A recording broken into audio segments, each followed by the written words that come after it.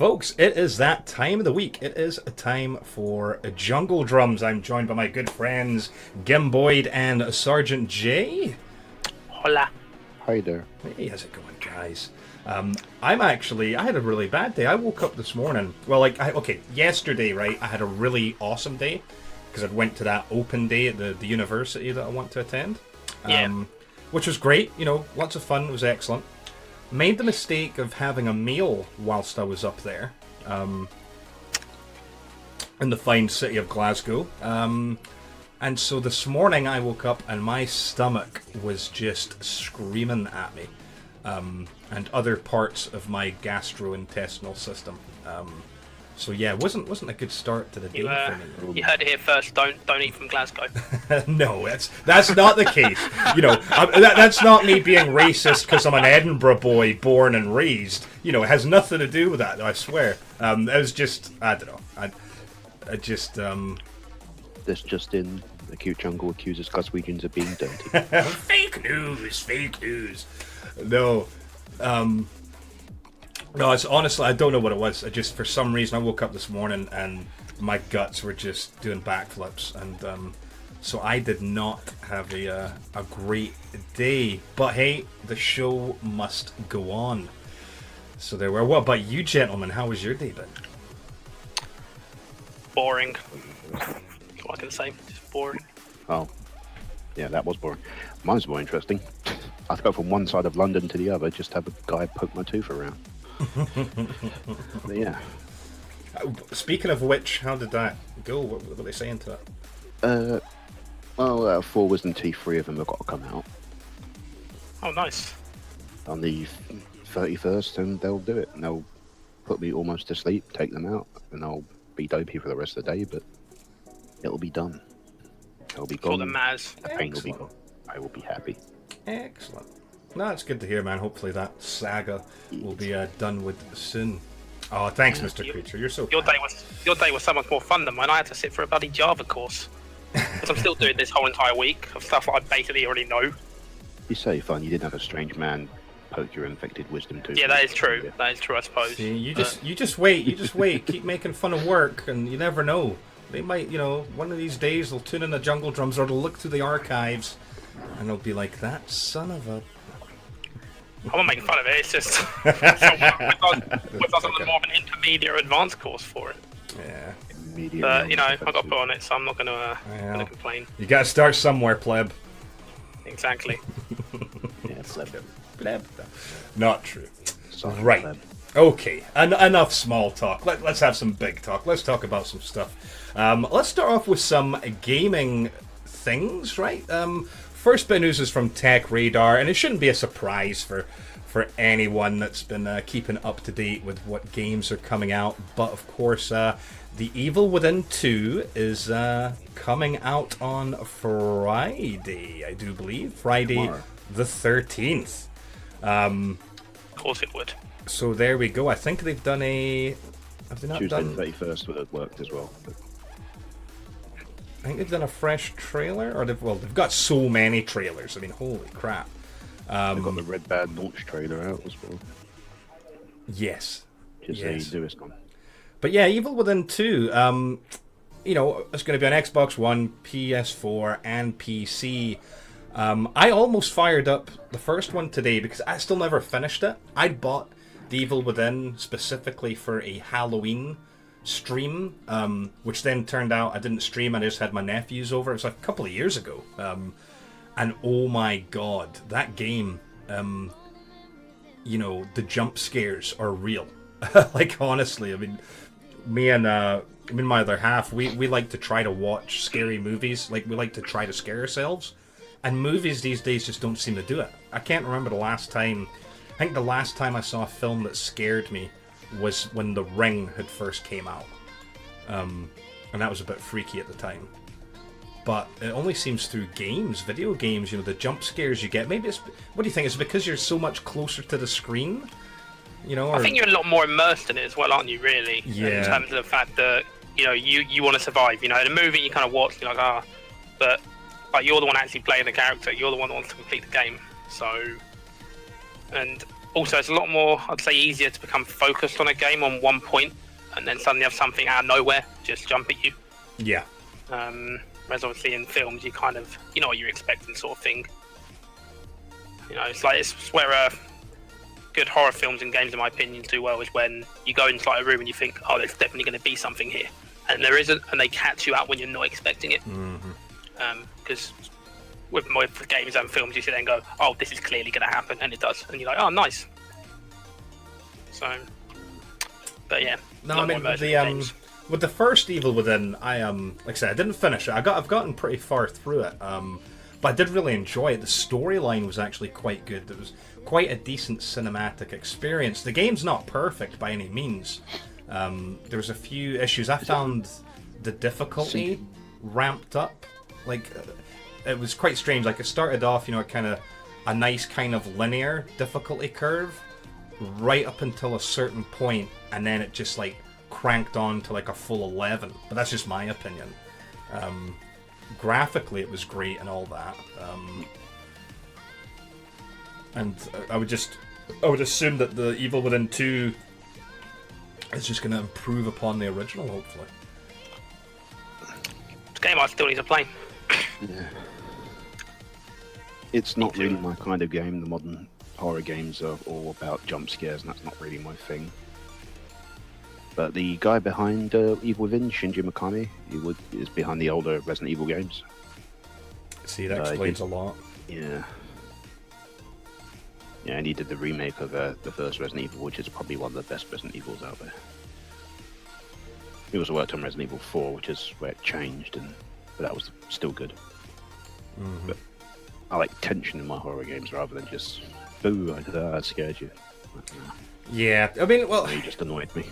Don't get me wrong, the Evil Within did have...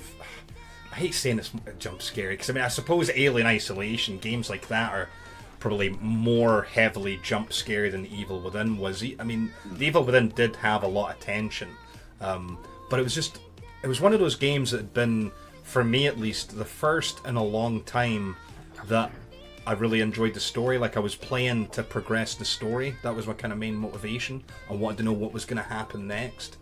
So if the sequel has as good a story, we're on a winner, but I would imagine, hopefully it's going to be even better. I don't want to read too much about the story of the Evil Within 2, if I'm perfectly honest, because I'd rather finish the first one. But yeah, it comes out Friday the 13th. So, it's one of those games that, I didn't buy the Evil Within when it first came out. I waited till it was heavily discounted, and I think it was an Ultimate Edition or something, came with all the DLC. But no, just something different. Decent game, though. Decent game, but something different. So there we go. Good old Evil Within. Right, how about... This is gaming news, but at the same time it is almost kind of... Not really techie, but kind of cultural as well. It has to do with the ESRB and ratings and all this type of stuff. And so I sourced this article from Eurogamer.net.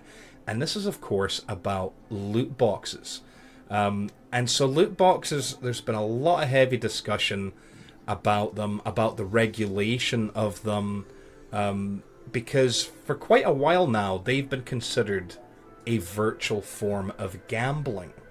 Right? And this goes back to, FIFA Ultimate Team, Team Fortress 2, Overwatch, all these games that use loot boxes. Some people have been arguing that, oh, look, this is gambling, and it's bad for youngsters, or other people who are easily influenced to end up spending money that maybe isn't even their own, just for this chance at receiving items. But then, on the other side of the argument, a lot of people are saying, well, wait, it's just an option, it's not, you don't have to buy them. Right? So the onus is on you, but that kind of point of view ignores, that's assuming that the people making these decisions are of sound mind, or are capable of making, financial decisions. Jesus Christ, I don't think I was capable of making financial decisions till I hit about 30. And even then, I think currently it's maybe questionable as well. But the main stinger from this news, guys, is that I believe was it the ESRB? Because people were trying to pull in, especially it comes into the US, right?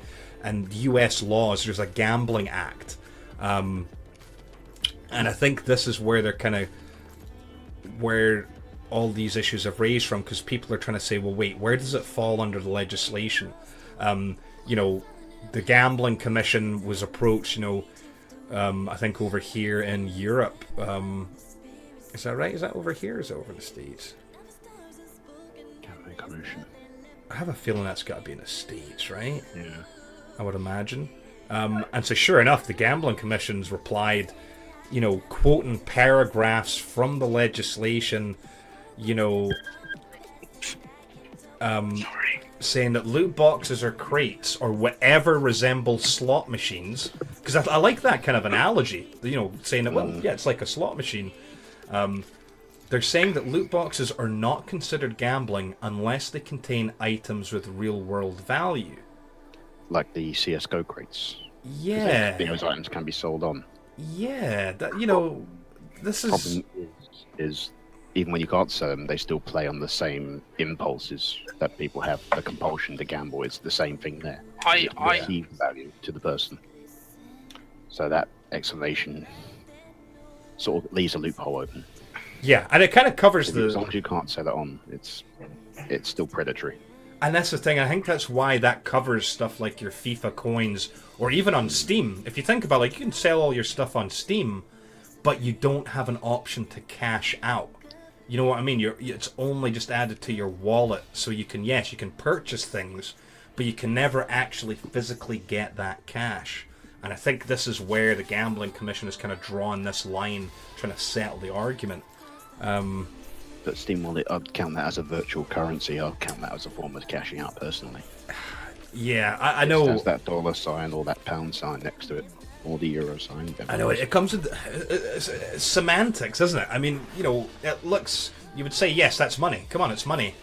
And then Steam's going to argue that, well, no, actually, it's not physical money. It's online currency that we represent. Legal friggin' smoke and mirrors, if you ask me. It's basically like cashing out in VAT and voucher form. The voucher's only good in the one place. But I'd still count that as that's still worth this much from this company. You can still exchange that for a good. Mm-hmm. So that is... It just goes to show how lawmakers are just really behind the times on this sort of stuff. Yeah. No, anything to do with internet, they've not caught up.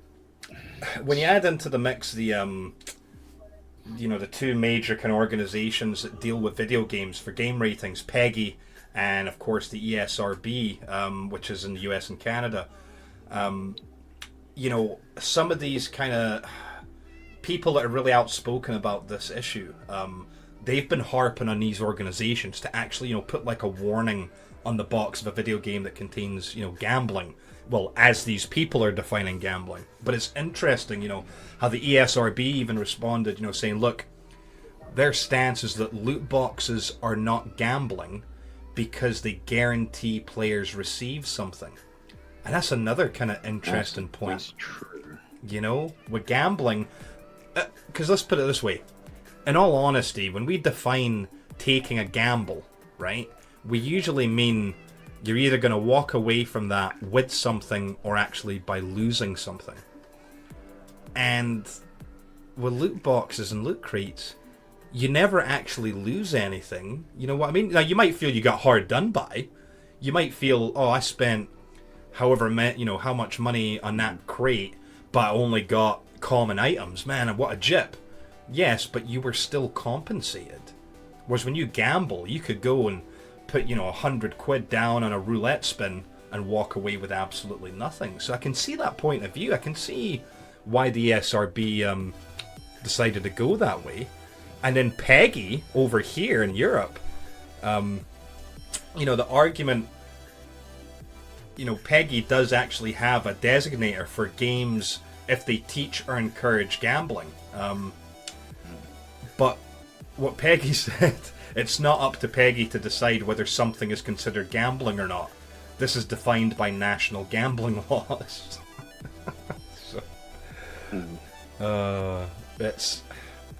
It's interesting. It just seems we don't seem to have gotten any real further. PEGI and ESRB, both of those organizations, their hands are tied, and then likewise, these commissions, these organizations are, trying to say that, well, yeah, this stuff's not gambling. I mean, if I'm honest, I don't even know what my actual stance is on this. Well, my stance on it is if it preys on the sort of compulsory behaviour, the same as gambling, it should be treated as such. That's a fair point. Because it is a predatory tactic that they're using. Mm-hmm. Oh, and I mean, gambling addiction is horrible. I've seen careers, relationships, just complete lives shattered from people who can't stop going to the bookies or going to the casino. The thing is, though, see, where I would kind of draw a difference is when you think about gambling in real life, when you'll have people who, when they actually have the sickness, as they call it, right? And they'll be, when they're losing money over and over, and they keep justifying to themselves, oh, all I need is a big win, and I'll be fine, right? It's almost like a drug addiction. When you think about it, when they're chasing the tail of the dragon, they're just trying to get it, and I don't see that with video games, where unless there are people that are like that, like, okay, goddamn it, I know these 5 loot boxes have been shitty, but all I need is one good one to make it all worth my while. I think the thing with video games is a lot less public because it's in the comfort of your own home. Mm-hmm. You're not going to a bookie to play video games and stuff like that. Although a lot of modern gambling is also done online. Yeah. Well, now. I think even can't you all do it at home through your Skybox as well nowadays? You can do it everywhere. It's just ridiculous. Let's simultaneous poker apps on your phone and stuff like that. I want to hear from Jay because we know that Jay is a whale when it comes to purchasable content. But the difference is, though, when you buy stuff, Jay, you're usually buying if we use League of Legends stuff, you were buying I knew I was getting for my money, essentially. Yeah, exactly. Now, okay, when we do our silver in Destiny 2, it's not really the same. And we know we're getting a certain amount of silver, but using it for the engrams, I suppose, let's be honest, bright engrams are a loot crate, aren't they? I have the stance that I would count it as gambling for a few reasons. One being, okay, you're spending money to get something, but you're taking a gamble on those odds, which is a gamble at the end of the day. Also, you come to your point of, you're getting something out of it. Well, the same could be said with gambling. You can cash out for gambles. So, you could put a £5 bet on for Accumulator, for example, and you realise it's not going to happen, or you're doubting it, so you could pull out £2. Yeah, you technically have lost money, so you haven't really gained such, but you still haven't lost as much as you could have done. Likewise, you could use a comparison of you buy a loot crate and you get all shitty on commons. Not really what you're buying loot crates for. But I still think they're definitely a form of gambling and such, because coming back to the point as well you said about you see people saying if I spend a bit more, I might get this big win, it's worth it. Let's take with you, for example, and you're wanting your exotic sparrows and things. Okay, yeah, fair enough, you can actually get obviously the bright engrams from leveling up, but if you couldn't, do you think you'd be more inclined to buy more, wanting that exotic sparrow and that exotic ship? If you couldn't get those bright engrams through in-game plays, would you have been more encouraged to buy them? Because then at that point you'd be gambling with your odds, because you could get duplicates you don't want and stuff like that. Yeah, true. And as Joe says, and to be fair, you're essentially playing on people's wanting to buy them and everything, wanting to get that piece of thing, that piece of loot. Because even things like, take for example Overwatch, where the skins, especially Overwatch, even though they don't change the game or anything, there's certain loot crates you can only get skins from during, for example, let's say during a Halloween event. Okay, that's a really, really good example. Let's say there's limited skins you can only get through the crates. Let's say you can't actually buy them. You can only get them through the loot system. That's gambling. To be played enough. Now, technically speaking as well, is also, you could call it gambling as well. If, let's say, you could buy a skin for let's go with 2,000 Overwatch points, okay, whatever it's called. Just go with that for an example. But you can get them out of loot crates as well. You then got to take the choice of, do I gamble and try and get them in less than 2,000, or do I buy it? Again, at that point, you are saying, do I gamble? Do I risk it? Do I go for it? Do I attempt it? Do I try it? And the thing is, as I said before, unfortunately, it's become such a big thing with games now that it is really hard to call this line and for people to be able to put ratings on. Because at the end of the day, if you've got like games like Overwatch, are played by quite a few young people as well, obviously gambling would put the rating up of the game. Would companies want to take that risk? Would that force a decline in that sort of stuff? I don't think so. Because companies now, as I said, games have become more of a business than an industry now. It's, I mean, 'cause, I do buy stuff, if I enjoy a game and, I will buy the little extras and whatnot and chances of stuff, but it just, the thing it does make me very cognizant of is the fact that, I mean, holy shit, games nowadays are, when you factor in all the kind of, the DLCs and when you factor in the microtransactions like the loot crates, gaming's a really expensive hobby nowadays. Yeah. You know what I mean? Like, long gone are the days of you would just buy a game and that was it. And it's, I mean, I get it. From a business perspective, it makes sense. I mean, yeah.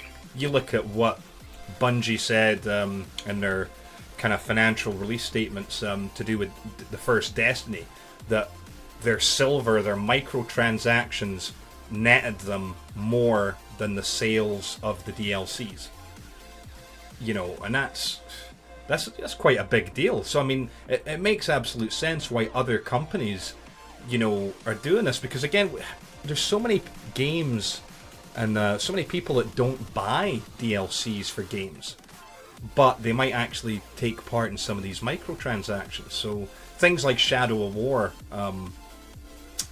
coming out right off the bat with the loot boxes and whatnot, I can understand that. It makes sense, because aside from your Game of the Year editions, how many people, when they bought the original Shadow of Mordor, bought the season pass? How many bought all the DLC? Yeah.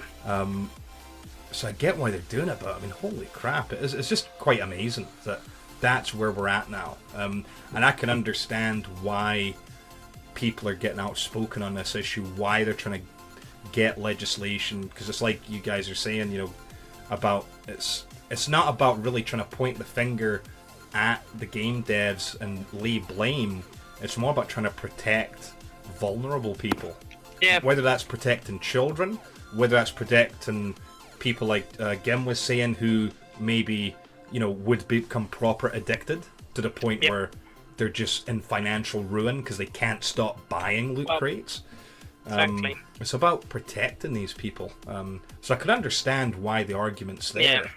But it's just a shame that at the end of the day, these two organizations, PEGI and ESRB, who could actually help, and actually kind of change things a little bit, have basically said, well, look, no, it's not up to us, because it's the law, the legal folk, they're the ones who define what gambling is, and they're saying that loot crates aren't gambling, so our hands are tied.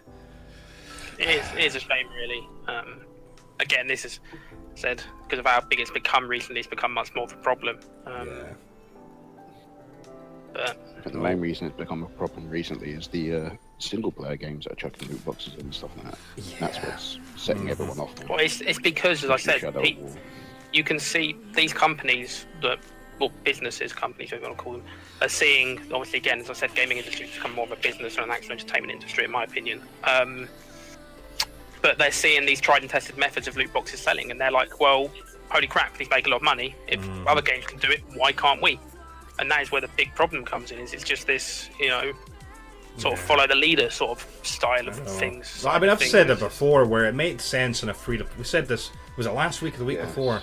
Free-to-play games, understood it, made sense. Full-price retail games, just understand, business-wise, yes, but it's so infuriating. Because then when you add it all up, you look at Destiny.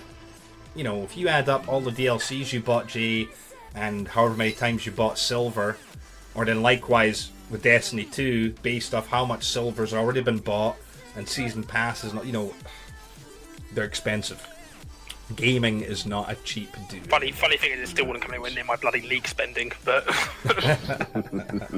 Got wildly catch up. Publishers of AAA titles trying to get both free-to-play money and premium money at the same time. It is just...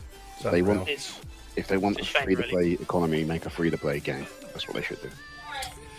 Well, If they think they'll make money that way, that's what they should be doing. it's true.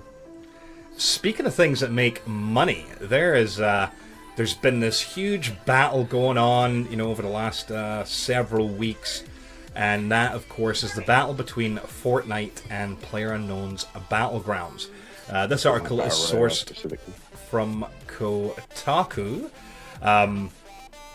and basically it's just kind of going over how this battle between Fortnite and Battlegrounds continues. As Gim just said, specifically whenever Fortnite announced their Battle Royale mod, there's been tension between the developers. In fact, on scholarlygamers.com, Matt did quite a good article talking about, some of the similarities as well as the differences, and whether or not that comparison is fair or not. They definitely seem very different, even at just a glance. I've not played PlayerUnknown's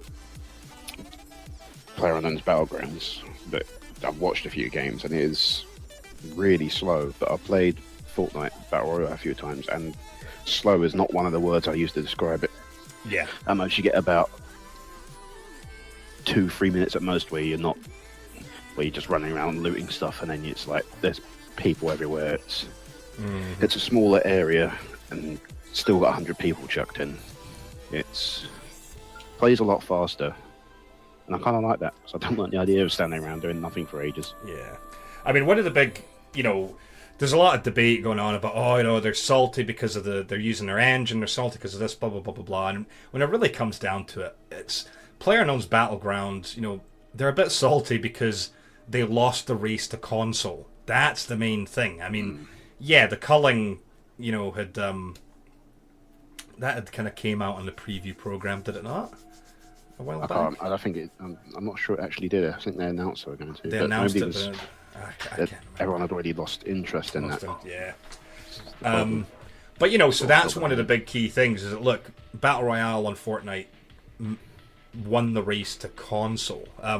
So ever since that mode was released, it has been just pure competition between these two games. Each one, hitting different milestones. For example, when the new Battle Royale mode was announced and released for Fortnite, on its first day they had over 1 million players. So sure enough, the devs hit Twitter bragging about it. Then a week later, Fortnite's player count had exploded to 7 million. And that was pretty impressive. Basically, they were saying they were hitting a peak of about 500,000 concurrent users, which is very good for, Decent. it's Very decent decent. for a game. But then 2 days later, the Battlegrounds dev PlayerUnknown screenshotted that PlayerUnknown's Battlegrounds had hit 2 million concurrent users. And in 20 minutes after that tweet, Fortnite announced that now they had 10 million people playing Battle Royale. It's crazy how... Because Battle Royale, the concept of it is not new, right? I mean, it's not new at all. It's been around for years.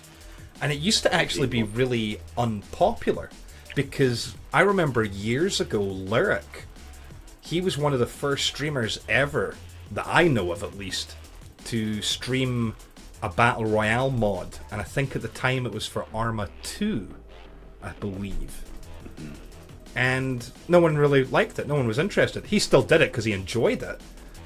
But, fast forward, 4 years now, and that is absolutely the current, you look on any streaming platform and there's just folk all over the place, are playing Battle Royale types of games. Me personally, it's just not my thing. understand why folk enjoy it. It's just not for me. Not for me at all. Quick look at Twitch shows that PlayerUnknown's Battlegrounds is top. Yeah. Counter-Strike Same with Mixer as well. Mhm. It's got any sort of platform, and it's one of the biggest. Fortnite's up there. As you say. Oh, yeah. Behind Overwatch. Oh, it's been... I'm getting peer pressure at school. My classmates are playing PUBG every night. And they're like, dude, why aren't you get it on PC? Play with us, play with us. I'm like, look, no, I appreciate you. It'll be cool to hang out, but it's just, it's not for me. I don't, It's not for you. Also, that buy-in is a bit of a put-off. Yeah. Whereas Fortnite does have the sneaky, it's completely free at the minute. We haven't quite figured out a business model yet. Yeah. So, yeah. I suppose that's another reason why PlayerUnknown and what's the dev, Blue something, little dev studio. It's called Blue something. I can't remember what it's called. But they're a bit annoyed because they've basically jumped in with it entirely free. Bluehole. Bluehole. There you go. But yeah. But because of their disastrous press release, instead of seeming like a sort of two-way competition between them, it does feel like PUBG is playing the defensive now. But that's purely because the slightly whiny press release that they released, they sort of coloured it, in my opinion. It looks like, we're pissed honest. Yeah. Please No, I play our mean, game. it's extremely popular. It's funny, like talking about gambling, like we were talking about earlier. A lot of the PUBG items are actually being sold for. A lot of them not for very much, but remember Twitch Prime a while back? You got like some PlayerUnknown Battleground loot, Twitch exclusive loot. Well, I think there was a beanie or something, and I'm sure like that's worth about $16 right now. If you're able to sell it, but this is the thing. I don't think you have to buy the game in order for those things to go live, don't you? So it's pretty interesting. But yeah, so there you go. The battle between Fortnite and PlayerUnknown's Battlegrounds. Right, so let's talk about some tech news from our friends over at WCCF Tech. It's been ages since we've talked about Vega because, let's be honest, we were talking about Vega for quite some while, and the when it finally was released, we were just kind of we weren't really sure about it. Didn't look like it was performing too well. The prices were fairly crazy. It's also quite power hungry. It runs quite hot.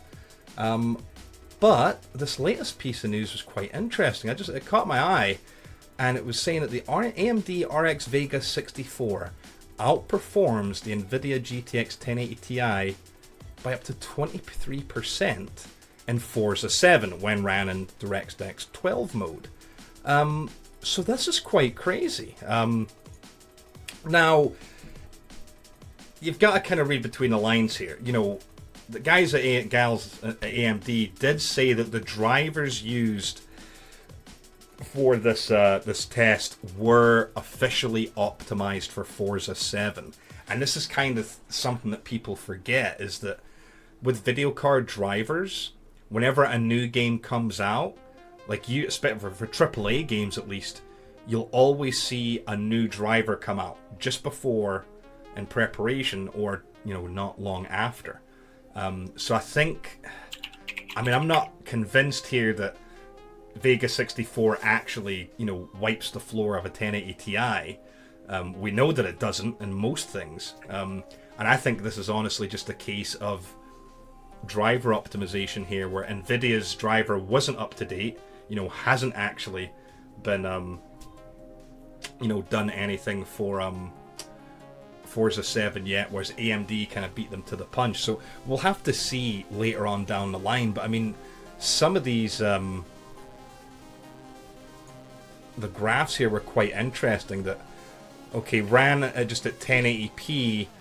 The Vega 64 was running Forza 7 at about 136 FPS. Even the Vega 56 was running, about 122, whereas the 1080 Ti was only managing 111.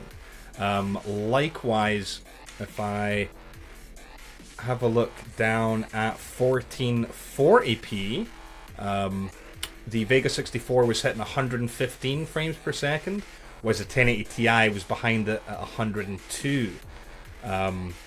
And I think we've also got the 4K tests here. This is where it's quite interesting. The 1080 Ti actually trumps the Vega 64 in 4K, scoring about 90 frames per second to Vega's 83. But it was quite interesting. Didn't you say, Jay, that the it was because of the 99th percentile numbers. The Vegas perform better there. So what that kind of ends up meaning is Vega's a bit more consistent, because they did what they call frame rate analysis. So even so, the 1080 Ti's average frame rate was higher.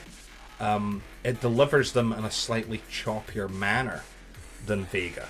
And again, I think this is just not a case of saying that Vega's better, but the drivers, were in a better shape for that specific game. Yeah.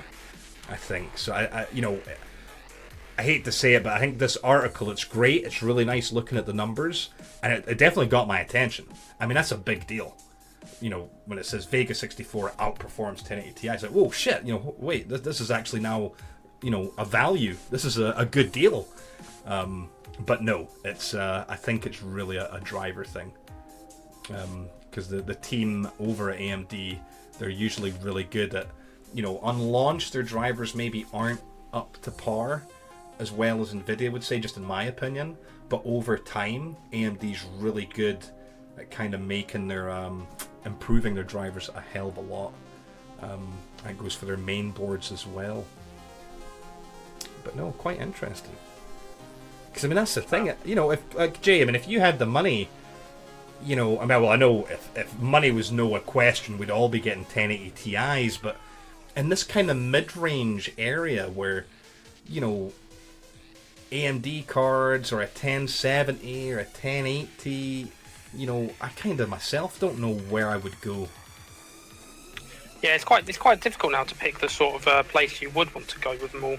Mm-hmm. As you said, there's a lot of good cards out there now, and they're all quite close comparisons, apart from obviously things like the 1080 Ti's are ahead. But again, what do you expect for the amount of money they are? They're ahead for a reason. But it's not due to the fact that it is what you're paying to get, is that you're going to pay more money to get the higher quality stuff. It's the same with anything. Like £1 million house is going to look better than a 500 grand house, more than likely, and stuff like that. It's always going to be the case. But again, it's about what you can afford and what you're getting for your buck as well. And again, I think AMD do look like they're pretty good for it, but I think now, okay, we know that the 1080 Ti pretty much is better in everything except Forza 7 at the moment. But I think when you get into the weird range of, if you're unsure whether you want a 1070, a 1080, a normal one, not a Ti, or a 56 or a 64 in the Vega side, I think surely part of the decision has to be based off your monitor. Because, you know what I mean? Because on the AMD side, they do FreeSync. Yep. And FreeSync monitors are cheaper than G-Sync monitors, the NVIDIA technology. So I think that's another aspect of things that kind of, factors in. Because, I hate to say it, but with NVIDIA cards, I'm the same. The monitors I have aren't G-Sync monitors. My card's capable of it, but I'm kind of missing out, on that technology. And I feel, it's not a waste, but you know what I mean? It's somewhat of a waste. We're like, okay, hey, I've got a feature that I'm just not actually using. I'm not cashing in on it. But no, it's tricky. And then we'll just see. Now with the Vega cards too, they're getting the kind of aftermarket coolers on them now. All the companies, Asus, EVGA, they're actually starting to launch the the modified versions of the Vega cards, and so as time goes on, we'll see some more reviews of them. We'll see if they perform better, if they cool better, because the stock ones, you know, remember they were that silver box, Jay, then they just had the one fan on them or whatever. Thermal throttling, I believe, was a real issue on these cards. And for some reason, even the water one, where it shouldn't be an issue, there's something wasn't quite right with them. Just with their thermals or power delivery. So, oh well, we shall see. But no, I just thought that was a good headline. Vega 64 outperforms 1080 Ti by 27%. I was like, what? Not possible. Impossible. Well, why don't we switch it up with a little bit of news about the Nintendo Switch? Not the Switch specifically, but games. This article I sourced from express.co.uk, and it's basically Nintendo games news. Has the Switch just topped The Legend of Zelda Breath of the Wild? So, this is the deal, right? Now, The Legend of Zelda Breath of the Wild is, by all accounts, an amazing game. It's supposed to be absolutely stunning, absolutely fantastic, and it is one of the highest rated games of the last few years. You know, I believe, what was it? Oh, I'm trying to think of some sources here. Yeah, on Metascore, which based off of 108 critic reviews, Breath of the Wild has a 97 out of 100. You know, so pretty damn good. It's hard to top that. But the upcoming adventure from Mario, right? So the Super Mario Odyssey. The first review is already out, and it's been done by Edge Magazine. Now, I'll be honest, Edge Magazine isn't, you know, something I read that often. But they are notorious for being quite, you know, they're very, very picky with the reviews. If you get a high score from them, you know, you definitely deserve it. And Edge Magazine has given the new Super Mario title a 10 out of 10. Bloody hell. In their history of Edge, that's only the 20th time they've ever given a game a 10 out of 10. The last one, fun enough, being Legend of Zelda Breath of the Wild. So it's just really, really interesting. You know, it's... they're saying that Super Mario Odyssey is shaping up to be one of the games of the year, and not just on the Nintendo Switch. You know, so... It's... I'm just looking at some more quotes here. Despite being one of the most inventive gaming franchises of all time, Super Mario boss battles have tended to let the side down. But there's this one fight here that they're saying, look, in the Seaside Kingdom, it's one of the best Super Mario boss fights of all time. And if you think about that, I mean, there was some pretty epic battles years ago.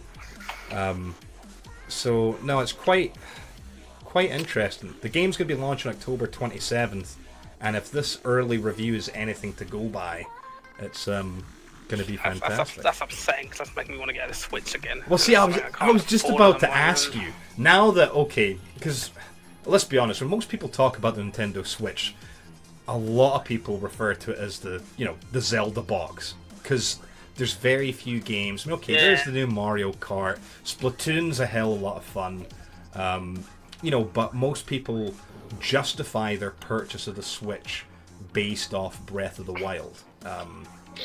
But now, with Mario Odyssey basically shaping up to be as good, if not possibly better than that, now there's two reasons to own the Nintendo Switch, allegedly. Yeah. There are actually some more games coming out in the future, and there are some games that are people overlooking, like Mario and Rabbids Kingdom Battle is actually supposed to be a decent game. Yeah, that's supposed to be pretty badass. It's like a simpler XCOM, but nothing wrong with that. I think there was also like quite a few Japanese RPGs coming out for the Switch, weren't there? There was a couple of ones I'm sure that had caught my eye ages ago that looked pretty cool. I just can't remember the names of them. But I mean, that's the thing. I mean, yeah, there's some small games coming out, like Metroid Prime 4 and yeah, just a small game. To be fair though, new Sonic game. That's Fire almost Emblem, that almost has become Xenoblade small Chronicles 2. over the years, Gim, because of how disappointing a lot of the Metroid games of the past few years have been. You know, it's a shame. I mean, I'm sure that this one, Because we haven't had a Metroid Prime title, and they haven't really done a proper Metroid game. They've recently remade, was it Metroid 2? Super Metroid? Yes, that's right, yeah. Recently remade that. I want to play that. I love those Metroid games. But there's also the new mainline Pokemon game coming out on Switch. Don't really know much about that, but we know it's a mainline game. So. Oh, wow. The first one on a console rather than a handheld. Mm-hmm. Yeah, there's the odd one of LA Noire, which is a great game, but it killed the studio because it was so expensive to make. That new technology. They're releasing LA Noire. They're doing an HD remaster of that on console, aren't they? Yes, but it's also coming out on Switch. I'm not sure how that works. You need to get a good look at their faces, but with the story, having that on the go might be decent. Mm-hmm. Like a book you can play. Yeah. No, I did enjoy LA Noire. Oh well, but there you go, the Switch. The Mario game's supposed to be amazing, and to be fair, I think the last time... I think about the only Mario game I never really fully enjoyed was Mario 2. But then years later, when I revisited it when I was a little bit older, I actually really liked it. Mario 2, you mean the game that's actually called Doki Doki Panic, but was called Mario 2 because the Japanese went, oh, those silly Westerners can't play games, we'll make an easier game and call it Mario. Yeah. But I used to love my Marios when I was a kid. I remember when Mario 3 had came out on NES, and I was able to get it when it first came out. Super Mario World on SNES. Yeah, that as well. That was brilliant. And then, of course, on 64 as well. Good old Mario games. So I'm sure the Switch Mario one... Sunshine, even though a lot of people hate on it for some reason. I did enjoy it. I love Mario Sunshine. I thought it was a fantastic game. There's quite a few people out there that seem to don't like it, and I haven't had a good reason from them why they don't. So yeah, I can't understand why they wouldn't. Stop them. That's the thing. I don't know if I could warrant buying a Switch just for bloody Mario and Zelda as much as I want to play them. Mario, Zelda, and Metroid. They got Metroid. Metroid will be coming out at some point. There's the Super Metroid remake, and then there's a proper Metroid Prime 4, and the Metroid Prime series I loved. Oh, god damn it. So I didn't get to play Metroid Prime 3. Fuck's sake. Well, Jay, 4K monitor or Nintendo Switch? 4K monitor's coming first. I got my Scorpio. That's not missing out. Why not? Sorry, that's my December purchase. That's my Christmas present to me. It's a nice new 4K monitor. There you go. Hey, you've got a good job. You're young. Just get more credit cards. It'll be fine. I will not get a do credit that. card. Never What get my one. business study teacher said, get a credit card, max it out, and pay it off with the next one. Keep doing that until you're dead and they can't claim the money. Well, I didn't do well in business studies. Is that a surprise? No, not really. Not gonna lie. Oh, my teacher was senile. Right, last bit of news is from TheVerge.com. And this is another one that caught my eye because it's like, ooh. Now we've talked about this company before. We've talked about a couple of products from them, and I'm even using a product right now, and that is of course Razer. Now something that I didn't realize, I must have missed this, was that Razer had bought NextBit back in January, I believe. And unbeknownst to me, ever since they did, there's been this question that has been whether or not Razer is going to be delve into the phone market, the cell phone market, mobile phones, right? Well, according to this article, Razer has teased a possible smartphone announcement on November 1st because this image, this is what people are going off. It looks like a mobile device of some kind. I mean, I wouldn't say it necessarily has to be a phone, but I just don't know. Razer basically tweeted out just on Wednesday of this week saying watch for our biggest unveiling, and the URL is actually watch, listen, play. So most of the speculation, people are saying, look, it looks like a smartphone-shaped device in his hands, but I'm not 100% convinced that it is actually a smartphone. Is it possible it could just be a small gaming device, or? Good chance it could be a handheld gaming device. You know what I mean? AKA a phone nowadays. Well, They did have a gaming tablet out. yeah, they did. They've had the Shield, not the Shield. They had, what was theirs called? I can't remember now. Oh no, What's this?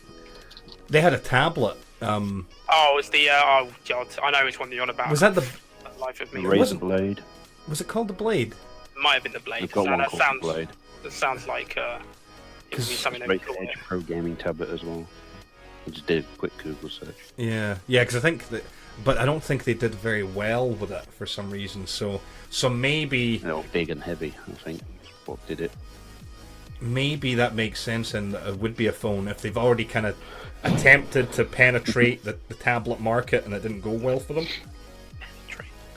So maybe they'll go into phones, which would make sense because, you guys, I'm no statistics junkie by any means, but from everything I've ever seen, the mobile platform is the largest gaming platform in the world. Yes. Unfortunately. Right? More people play on a cell phone or a tablet than on any of the consoles. On PC, not necessarily put together. I think somewhere there's a statistic that shows, I think if you add PS4 and Xbox or something, there's more people on mobile than. That's also the reason we're getting the more dodgy free-to-play business models. Yeah, that's beside the point. So successful, isn't it? But no, so that kind of, I suppose that gives a little bit more meat to it, I suppose. The only bit of actual hard evidence we've got is the CEO of Razer had what had he done? He has something. Yes, let me see if I can zoom in on this picture. It's going to be quite hard to see this, but he had tweeted out, and there's a device in his pocket here that has the Razer logo on it, and it's small-ish, about the size of a mobile phone, which, it could just be a custom case for all we know, possibly. Also seems to be captioned with the word watch and a coming soon of November the 1st. But, so this is a close-up of what's in his pocket. So it was definitely, it's got the Razer logo on it, but whether it's a case for his current phone or if it is actually, I just don't know.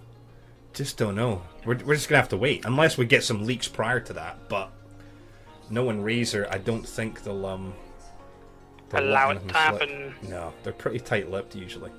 Yeah. Usually.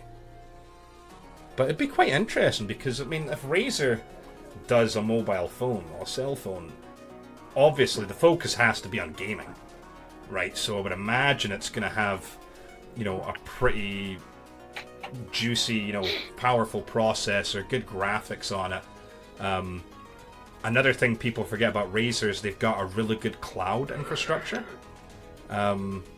So it could be, they'd be able to support a mobile platform, that's for sure. I would buy it and then just play Sudoku. That's all I do now is play Buy a high-end Sudoku. Razer smartphone. Yep, buy high-end Razer and play Sudoku. I just, I've got so many games on my phone and I never play them. I don't. They drain your battery so heavily. I can't warrant a lot of the playing games games are on my designed phone. just to be played in short bursts, like when you're on the toilet, sort of thing. That's what they're really there for. Yeah, I get that. There's some That's Angry where I read my Birds and books. stuff. I don't know how to play that. I just see. I'm. Angry Birds is good for about 15 seconds. And you're like, yeah. I even tried some of the stuff like the Star Wars one that was pretty cool, and it was cool. The graphics were great and all that, and the graphics are excellent, but I just don't. It's like you say, if I'm in the bathroom or if I'm doing something, I like, hop on and check Discord or check Twitter or browse the news. I guess I'm now at that age. I do boring I read stuff. a few pages of a book. I'm traditional, like. Well, that's true. Mix has just got very angry with me. You have angered it. Yeah. You have angered it. Well, that is us out of news. It was actually nice to have some things to talk about. I didn't feel like I was scraping the bottom of the barrel this week. There was actually things that jumped out off the page at me, because the last couple of weeks it's just been a bit stale, I felt. At least with, not stale. I mean, I had to actually work a bit harder to try to find things to talk about. But no, all of these pieces this week seem to jump off the screen at me. But yeah, we shall call that an evening for this week. Thanks for everyone who passed by. Love you so much. It's so nice of you to stop in. If you did not watch us live, don't worry, because you can catch us online. Obviously, there's a good chance you're watching this right now at scholarlygamers.com. Make sure to check out our articles, our reviews. We're always trying our best to push content out at least every day. So please stay tuned there. And also you'll be able to catch us on YouTube as well. Just search for Jungle Drums and, of course, Scholarly Gamers. Gim, Sergeant J, thank you so much for joining me this evening. It is much appreciated, gentlemen. No problem. Are we going to do some Iron Banner, possibly? I'm unfortunately going to have to. You're going to have to go. That's fair enough. You're a big boy. Work the hashtag let down. It's fine. It's fine. We'll catch up some other time. Anyway, folks, that's us out. Thank you so much for stopping by, and we will hashtag let down. We will catch you later. Cheers. Iron Banner really starting to upset me now. It won't give me fucking armor.